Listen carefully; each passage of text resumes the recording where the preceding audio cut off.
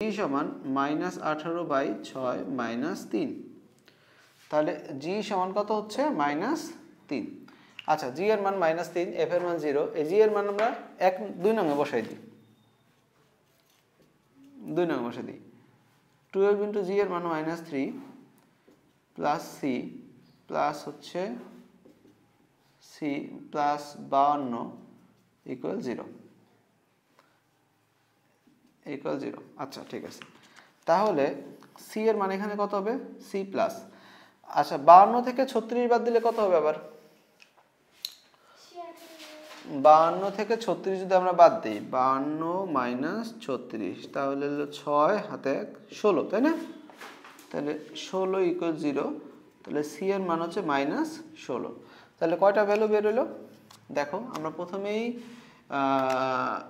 F বের করে রেখেছিলাম, এরপর আমরা জি বের করলাম, এরপর আমরা পেয়ে গেলাম সি এর মান। এখন আমরা এগুলো কোথায় বসাই দিব? কোথায়? 1 নং বসাই দিলে কাজ শেষ।